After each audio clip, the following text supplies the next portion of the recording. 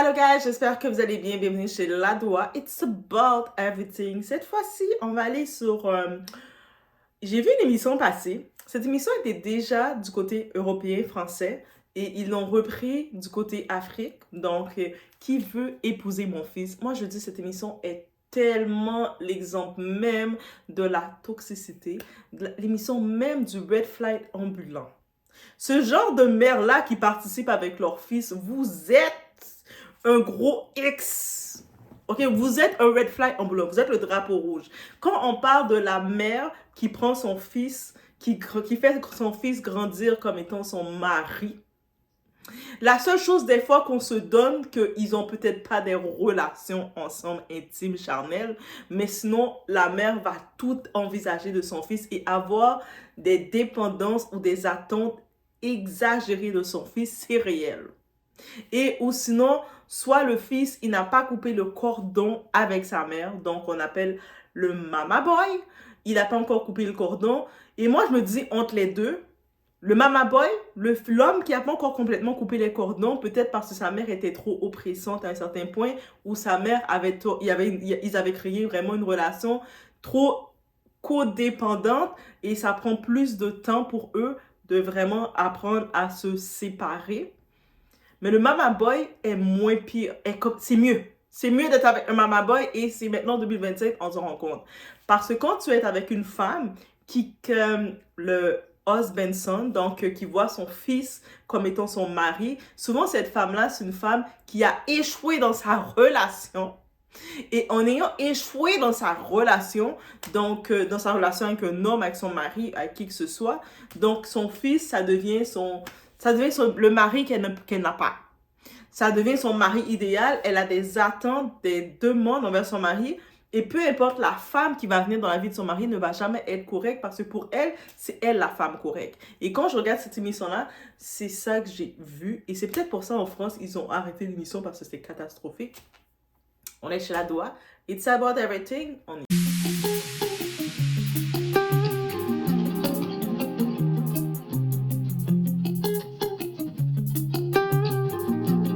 Vous regardez bien dans les relations belle-fille, belle-mère, il y a souvent 3 cas de figure. Le premier cas de figure, la belle-mère et la belle-fille s'entendent super bien. Elles sont super potes, elles sont amies, la paix règne. Le deuxième cas de figure, la belle-fille est en concurrence avec la belle-mère. Elle veut absolument éloigner la belle-mère du fils. Elle fait tout pour gâter. Troisième cas de figure, la belle-mère ne veut pas que son fils s'en aille. Donc, elle gâte tout avec la belle-fille. Elle gâte tout. Le beau-fils est dans les jupes de la mère. Et dans tout ça, hein?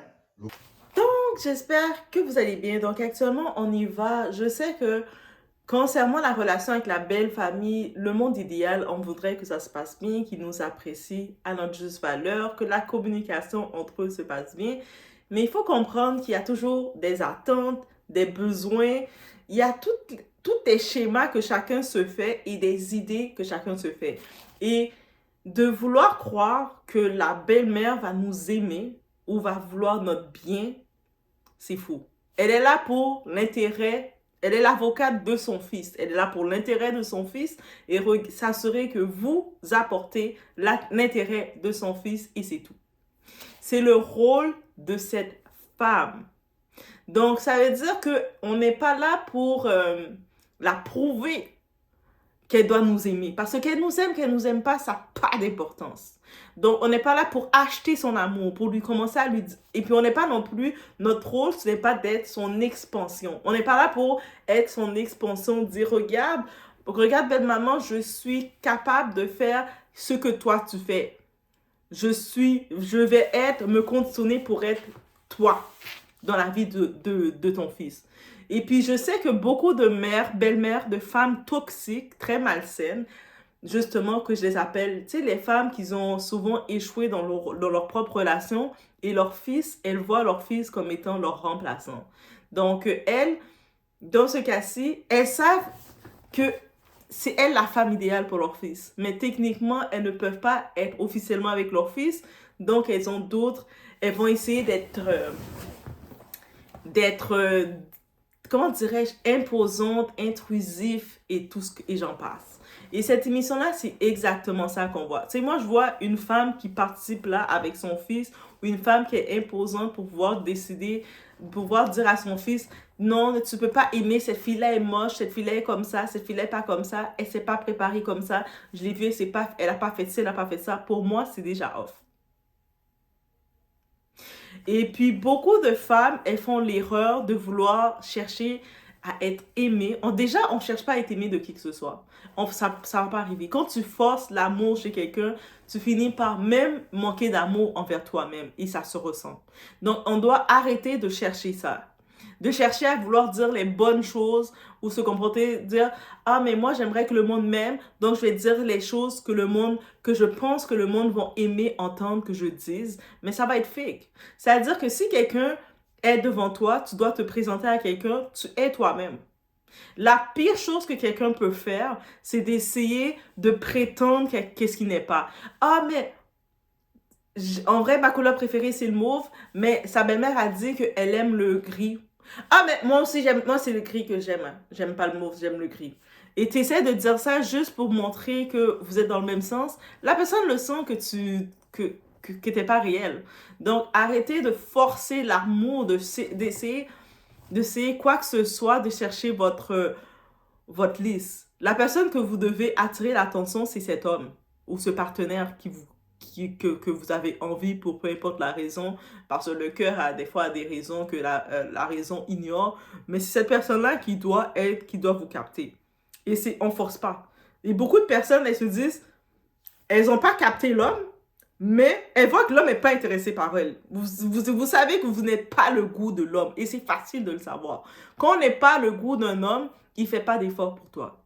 Il ne va pas chercher à te séduire ou chercher à te garder parce que t'es pas son goût initialement, t'es juste là parce que t'es là.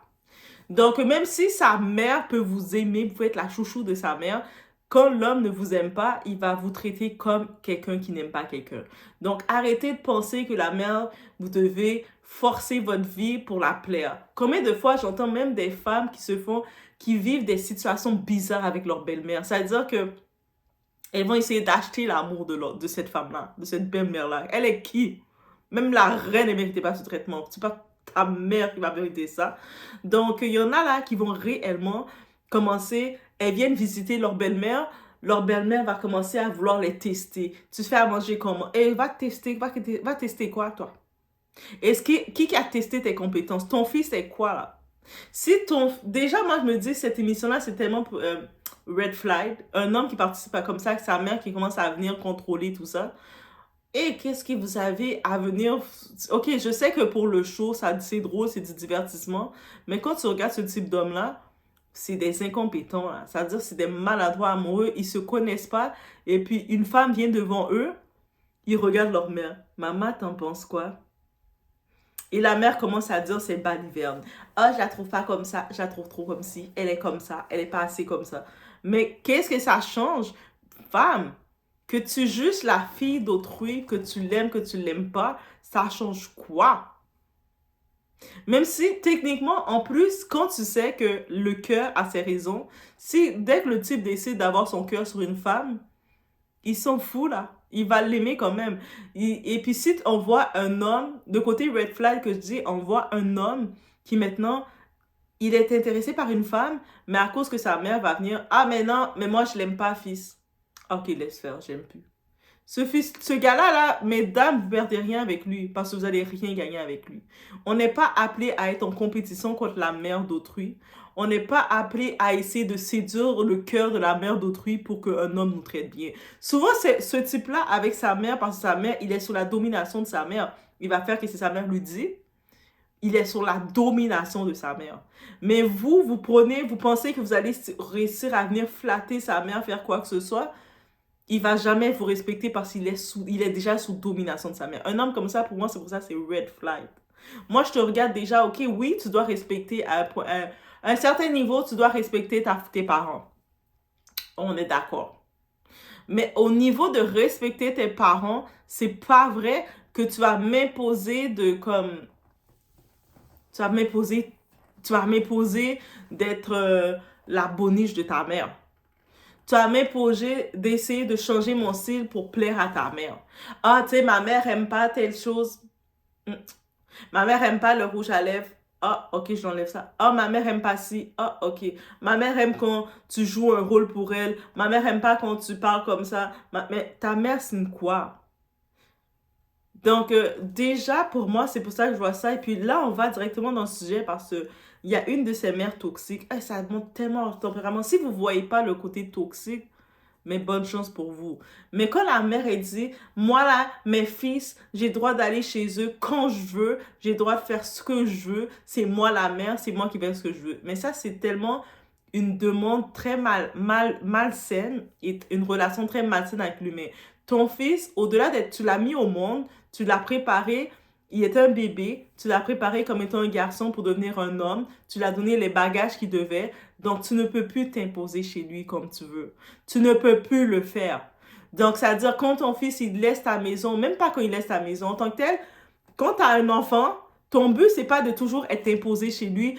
Il est dans sa chambre, toi, tu vas rentrer dans n'importe quand dans sa chambre. Ça veut dire ton fils est en train peut-être de se faire du plaisir dans sa chambre. Ça veut dire toi, tu peux rentrer et puis regarder. Qu'est-ce que tu fais, mon fils? Tu veux que je t'aide? Non, tu peux pas faire ça. Tu es obligé d'apprendre. Il faut apprendre à laisser l'espace à chaque personne. Chaque personne, on est né pour avoir un espace. Et même un enfant de 3 ans a le droit à son espace, a le droit d'avoir sa chambre. C'est pour ça, des fois, il y a beaucoup du côté de parents noirs qui ne comprennent pas l'espace d'un enfant. Et ils vont avoir l'enfant à 4-5 ans qui est supposé avoir son espace, sa chambre, mais eux autres, ils prennent la chambre de l'enfant, ils le donnent à un cousin éloigné, lointain, qui va faire des choses bizarres à leur enfant. Parce que vous êtes impertinent, vous respectez pas l'espace des enfants, et même quand votre enfant devient un adulte, vous ne voulez pas respecter son espace, alors que c'est primordial de le faire. C'est plus que primordial, c'est nécessaire de le faire. On ne peut pas s'imposer dans le foyer. C'est-à-dire que quand tu écoutes ça, qu'est-ce qu'elle dit, cette mère-là? Elle va toujours être un déchet dans ta vie. Elle va toujours être toxique dans ta vie. Elle va toujours vouloir s'imposer dans ta relation et que tu n'as rien à dire et que tu peux que accepter. C'est ça, cette mère toxique, elle est en train de dire, et c'est tellement mauvais quand tu entends une femme dire ça. Moi, mon fils, je fais ce que je veux avec lui, j'ai le droit de rentrer chez lui quand je veux. Fuyez. Fuyez. Le fils, il va pas vous défendre, mesdames. Peu importe comment la mère va se comporter avec vous, il va pas vous défendre. Et au-delà de ça, cette femme, elle est la femme de son fils. C'est pour ça qu'elle dit ça. Et des fois, vous allez avoir des fausses discussions, vous allez avoir des disputes entre vous pour des raisons tellement puériles comme vous êtes là, vous embarquez dans l'auto à côté de votre mari, dans le côté passager, aux côtés de votre mari, de votre homme, mais la mère, parce qu'elle, quand elle regarde votre mari qui est son fils, elle le voit comme étant son amant, donc elle va dire, non, c'est ma place, c'est moi la mère, c'est moi qui dois s'asseoir là. Donc, on voit déjà que ça va être une guerre. Vous êtes comme, oh, ok, ok, mais c'est trop ça. Donc, quand on regarde ça, on se dit, Donc, dès qu'on voit ces signes-là, qu'elle a ce côté, moi, je peux rentrer chez mon fils quand je veux, mais non, tu peux pas rentrer chez un autre adulte quand tu veux. Quand tu veux venir chez quelqu'un, tu dois, comme n'importe quelle personne responsable, tu appelles la personne, tu lui envoies un message ou tu l'appelles et qu'est-ce que tu fais? Est-ce que tu es disponible? Est-ce que je peux venir te voir aujourd'hui? Est-ce que samedi, même pas des fois, aujourd'hui, ça peut être trop rapide. Peut-être la personne est en train de faire sa méditation, elle a ses trucs de privé, elle n'avait pas prévu de te recevoir. Tu dois dire, ça fait longtemps qu'on ne s'est pas vu, cette fin de semaine, tu fais quoi? Je peux passer te voir. Tu dois prévoir, aviser ta visite à quelqu'un. Si tu ne respectes pas le côté d'espace et l'espace privé d'une personne, tu es un humain qui a aucune valeur, aucune considération pour personne. Donc, c'est déjà le premier red flag qu'on regarde. On écoute rapidement un petit peu. Béni de Dieu. Elle dit ceci. Moi, je serai toujours chez mes fils. Une qui ne m'accepte pas n'a pas sa place là. C'est-à-dire dans la maison de ta belle-fille. Tu vas passer toute ta vie à aller chez tes fils. Aujourd'hui, tu vas chez Martin. Après, demain, tu vas chez Sébastien. Après, tu vas chez Antoine. Après, tu vas chez Steven. Tu n'as rien à faire. Tu n'es pas marié. Tu n'as pas un homme dont tu dois prendre soin. Ça, c'est la pauvreté. Quand on est pauvre mentalement, on est pauvre psychologiquement, on est pauvre financièrement, on est pauvre relativement, on est pauvre dans un terme beaucoup plus absolu, on est pauvre sentimentalement, et puis on n'a pas une vie qui nous occupe. Ce genre de réaction qui amène certaines belles-mères à aller visiter tous les jours leur fils. Toi, tu dis béni de Dieu. Et puis tu écris Dieu comme ça c'est béni de Satan. Regardez bien ces images-là. Le problème n'est pas la maman seulement. Le véritable problème, c'est le monsieur. Parce que c'est lui qui doit poser des limites. S'il n'arrive pas à poser les limites, il est déjà sous l'emprise de sa maman. Et quand tu vois son visage, tu sens que c'est un homme qui est très violent. Lorsqu'il se marie et que la femme essaye un peu de contredire sa maman, il y a déjà une main qui va lever sur la pauvre fille. Ne vous mariez jamais avec des hommes qui sont trop attachés à leur maman. Je n'ai pas dit de ne pas se marier avec des hommes qui aiment leur maman. La mère et le fils sont toxiques, sont nuisibles. Toutes les belles-mères ne sont pas pareilles. Quand tu vois cette belle-mère, j'ai regardé un peu les vidéos, j'ai vu ça, elle n'est pas mariée. Parce que je me dis, toi tu es une maman, tu es mariée. Quel est cet homme qui va t'amener, qui va t'autoriser à aller dans une chaîne de télé pour aller choisir une femme à ton fils qui a la barbe, qui a des poils au niveau du torse? C'est qu'il y a un problème quelque part. Vous les filles, écoutez-moi bien. Votre belle famille n'est pas votre famille. Ce n'est pas tous les problèmes que vous avez dans votre relation, dans votre mariage, dans votre foyer, qu'il va toujours falloir aller raconter à votre belle famille. La plupart là-bas sont des hypocrites. Tu ne seras jamais aimé par l'ensemble des membres de ta belle famille. Une fois que tu vas aller tout raconter, automatiquement, ils vont aller raconter à tout le monde. Même les témoins de vos mariages, la plupart sont des hypocrites. Parce qu'ils ne connaissent pas certaines règles telles l'impartialité, la justice. Ils ne connaissent rien du tout. Une fois que vous allez raconter vos choses aux témoins de vos mariages, ils vont aller raconter à d'autres personnes. La maman, là, elle a beaucoup de blessures intérieures. L'injustice, le rejet, la trahison, l'humiliation. Elle a tout ça en elle. Encore une fois, c'est pour ça que dès le départ, on voit que c'est malsain. Là. En plus, la mère, elle est, moi, je fais ce que je veux, c'est mes fils. Mais ça, c'est, malheureusement, c'est un phénomène qui arrive chez beaucoup de parents noirs. Ils pensent que juste le fait d'être parents, c'est les enfants qui les doivent. Eux doivent rien. Eux autres, même si ils ont été très toxiques dans la vie de leur enfant, parce que eux autres, ces parents-là, ils pensent juste le fait d'avoir mis au monde des enfants, l'enfant les doit. Mais ils savent pas que c'est... L'enfant t'a pas demandé de naître. Il y a aucun bébé, aucune personne qui a dit à son parent, à sa mère et son père, « Hé, mettez-moi au monde. » C'est toi qui voulais qui était une femme qui sentait de la pression, qui voulait avoir un enfant, et t'as mis un enfant au monde. Ou si t'as décidé, tu disais, ah, faut que j'ai un enfant, t'as allé faire, t'as ton enfant. T'as fait ta grossesse, t'accouches l'enfant. L'enfant t'a pas demandé. C'est toi qui as mis la pression pour faire ton enfant. Pourquoi maintenant l'enfant te doit quelque chose? On ne doit pas quelque chose qu'on n'a rien demandé. Donc, ça veut dire qu'il faut se mettre en compte que l'enfant te doit rien. Il te doit rien quand il est un enfant, il te doit rien quand il est un adulte. Donc, tu ne peux pas maintenant, dans son foyer, t'imposer. OK? Et puis, une femme qui a cette idée toxique de la façon qu'elle peut s'imposer dans la vie de ses enfants, dès que vous voyez que votre belle-mère est comme ça, mettez vos limites tout de suite. Vous créez vos limites. T'imagines que tu es dans ta maison, que tu as acheté avec ton mari. Vous êtes dans votre maison, dans votre appartement que vous avez acheté, peu importe, et que tu vois la sorcière, la toxique de belle-mère, n'importe quand, elle a le double des clés et puis elle rentre quand elle veut. C'est-à-dire que toi, tu décides de décorer ta maison tout en rose, ton salon tout en rose, parce que c'est ton kiff. Et elle arrive, elle dit, mais non, j'aime pas le rose, et elle le change. Mais c'est ça. Et puis lui, le fils, le fait qu'il a peur de s'imposer auprès de ses parents, ma mère, je peux pas rien lui dire, donc il dit rien. Et toi, tu restes là dans ta maison, tu n'es même pas à l'aise, et que tu peux pas parler. Et on se met dans cet état-là, ça vaut pas la peine. Donc, dès que je vois ça, pour moi, c'est comme, mais comment tu peux penser t'imposer dans la vie de ton fils ou de ton enfant juste parce que tu es son parent? Et ça, c'est des parents qui n'ont pas de boundary. C'est-à-dire qu'ils n'ont pas mis l'espace, ils n'ont pas appris à l'enfant à avoir son espace. C'est-à-dire que, vous savez, quand tu apprends l'enfant à avoir son espace, l'enfant, dès qu'il est petit, il a sa chambre. Ou s'il a son lit, ses affaires. Va ranger ta chambre. C'est ta chambre. Tu dois ranger ta chambre. Va ranger tes affaires. Mais eux autres, ils apprennent pas ça parce qu'ils considèrent l'enfant n'est pas un humain, il ne mérite pas d'avoir les capacités humaines. Et donc, eux autres, ils peuvent fouiller les affaires de l'enfant quand ils veulent. Alors que ça ne se fait pas. C'est pas la base de l'éducation. C'est pour ça que je dis que c'est un red flag, c'est un drapeau rouge. Et puis, vous voyez une femme, la mère de votre copain, de votre chéri, de votre fréquentation, elle a ces drapeaux rouges-là.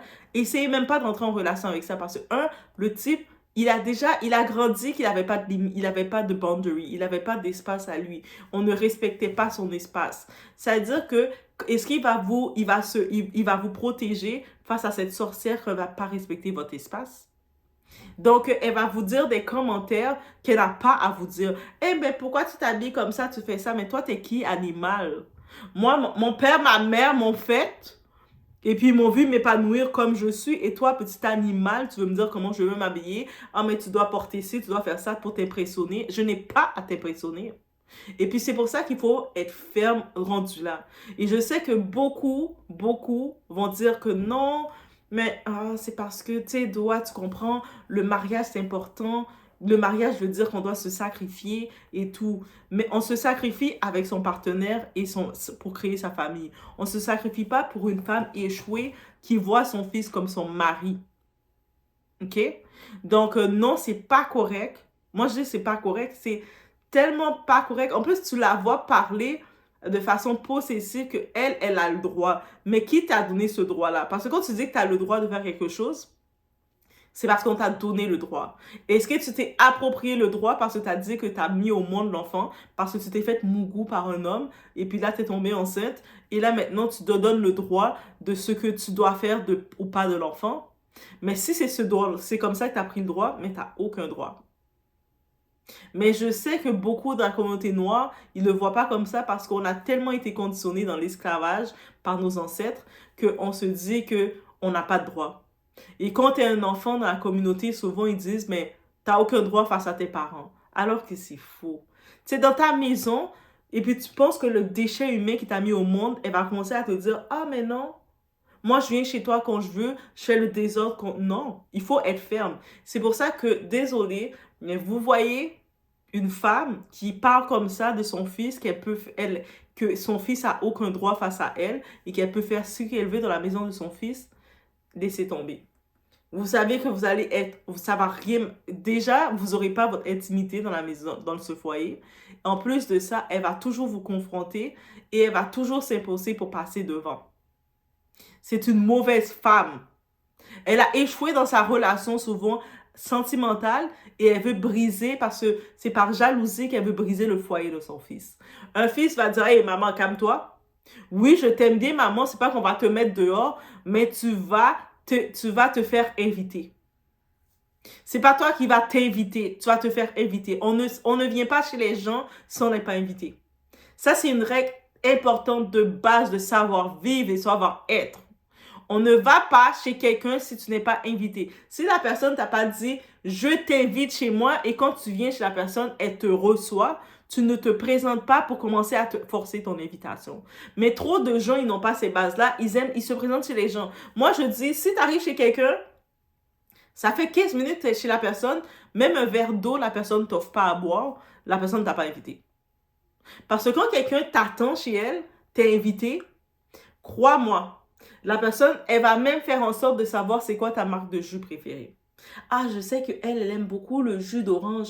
Je vais m'assurer d'aller chercher, de passer à l'épicerie. Il faut que j'amène un petit jus d'orange. Ça va la faire plaisir.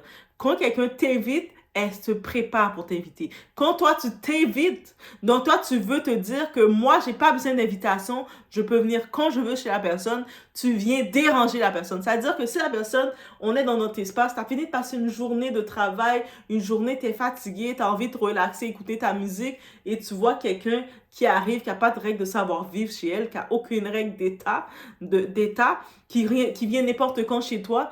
Et là, toi, tu es juste comme... Ça te tentait pas aujourd'hui de cuisiner, ça te tentait juste de manger des pop-corn et d'écouter ta musique tranquille. Et là, tu vois, la personne arrive, mais moi, je me suis invitée. Mais tu viens de déranger cette personne-là, elle te regarde comme, oh, ok, ouais, ça va. Et puis, la personne, à un moment, elle va te dire, ah, tu peux rester assis dans le salon, mets-toi à l'aise, hein, mets-toi à l'aise. et puis tu vois qu'elle va dans sa chambre et ferme sa porte. Et puis, tu vas dire, hey, je suis venue chez elle, elle est restée tout le long dans sa chambre, elle m'a pas calculé. Mais est-ce que tu as pensé que la personne ne voulait te calculer? Tu t'es mis dans l'état que la personne est chez elle, c'était son moment à elle. Mais les gens, des fois, vous êtes égoïstes, égocentriques, vous pensez qu'à vous, le côté narcissique, et vous dites que non, c'est mon enfant doit m'inviter quand je veux. Non.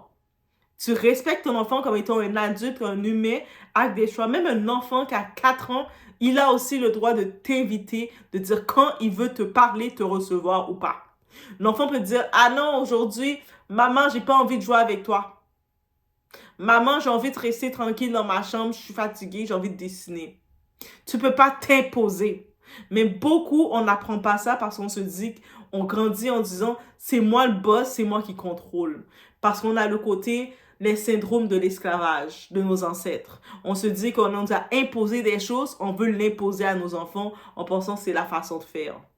C'est pour ça que c'est très toxique et très malsain. Et vous voyez que vous avez un homme qui vous intéresse, peu importe quelle stature qu'il est. Dès que vous voyez sa mère est capable d'ouvrir son bec et de dire ça devant vous, et lui, il réplique pas, laissez tomber.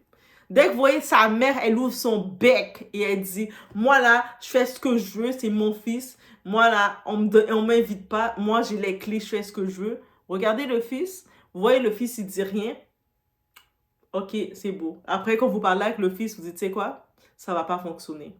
Parce que moi, je veux être avec quelqu'un qu'on va être en paix.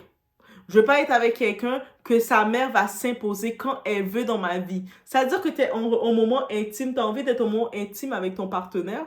Et sa mère, la grosse conne, la grosse cruche, ça la gratte devant, elle décide de venir chez toi. Ah, ben moi, ça me tente de venir chez toi. Toi, tu es obligé de dire, d'aller t'habiller, de mettre ton jogging, de dire, oh non, laisse tomber, je peux pas être intime avec mon gars parce que sa mère, elle a décidé, c'est son moment de venir. Ça va être compliqué. Après, ce couple-là va se dire, mais pourquoi notre intimité ne marche pas?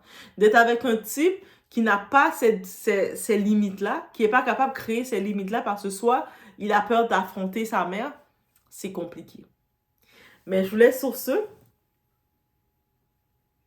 Et c'était vraiment cette petite réflexion. J'ai une petite vidéo, un petit message vidéo que j'ai vu concernant le tout, la consécration qu'on fait, la sacrification qu'on fait plutôt sur nos parents.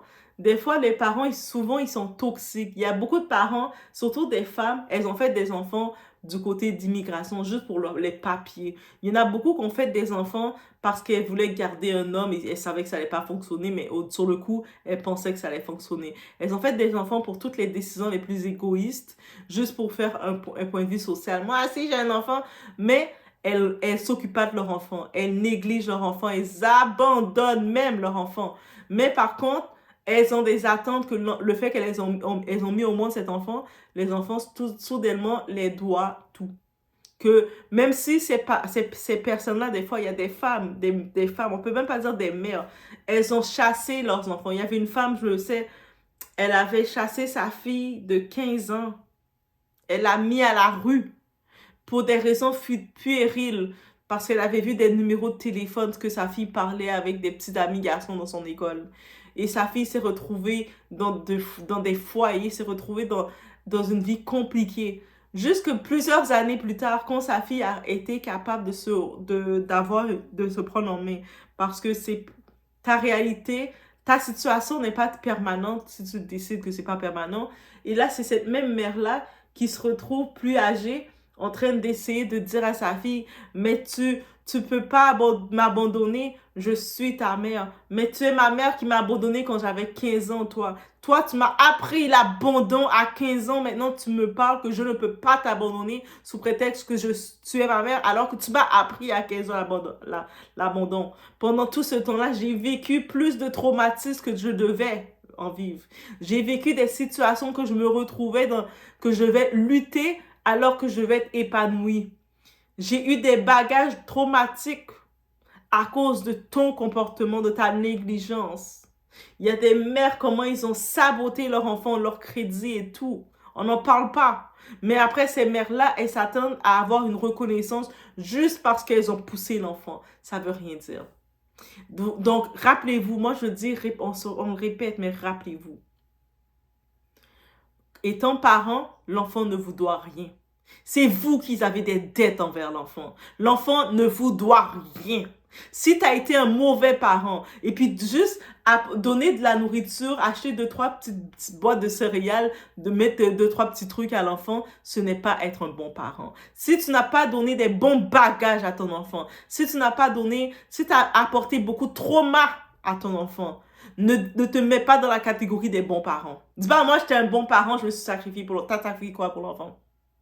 Ferme ton bec quand le monde parle de bons parents, va t'asseoir derrière. Tu fermes ton bec. Il y a du monde même qui n'ont pas donné la vie à un enfant, mais ils sont meilleurs parents que toi.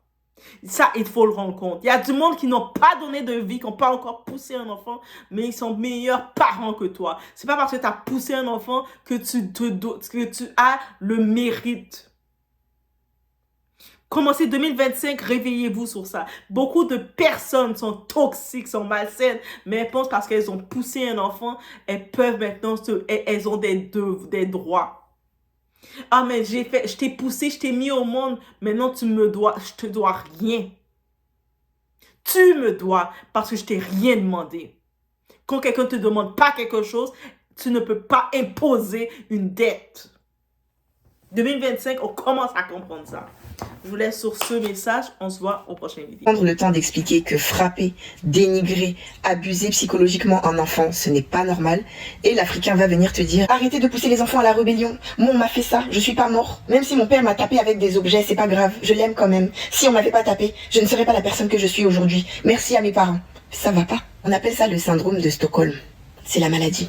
Vous êtes malade. Si ton patron te tape, tu vas porter plainte. Si ton voisin te tape, tu vas porter plainte. Mais si ton parent te tape, ça devient l'amour. Ouais, c'est la maladie. Moi, en tout cas, l'une de mes lignes éditoriales sur ce réseau social, c'est d'essayer d'apprendre aux gens à reconnaître un parent toxique. Parce que c'est pas toujours facile de repérer les signes. Mais je sais très bien au fond de moi que je pourrais pas tous vous sauver. Je pourrais pas tous vous sauver. Vous pensez n'avoir aucune séquelle parce que vous avez normalisé les abus, vous avez normalisé la violence. Et c'est parce que vous n'avez pas conscience que vous avez été abusé étant enfant que vous allez abuser et traumatiser vos enfants. Quand vous me dites oui, honore tes parents, remercie tes parents, sans tes parents tu ne serais pas là. Mais j'ai rien demandé, j'ai rien demandé. Le cadeau c'est moi, c'est nous. Parce que sans les enfants, les parents ne seraient pas parents. Non, on va pas applaudir les parents pour avoir fait leur devoir de parents, qui est de nous nourrir, de nous loger et de nous élever. Il n'y a pas de gratitude à avoir envers un parent qui a fait son devoir de parent. Être un parent, c'est pas forcément être un bon parent. Un bon parent élève ses enfants dans l'amour. L'amour ne va pas de pair avec la violence et les abus. Et les parents qui irritent leurs enfants ne méritent pas d'être honorés. Mais je sais que vos versets bibliques vous maintiennent dans un état d'aliénation très avancé. Donc nous,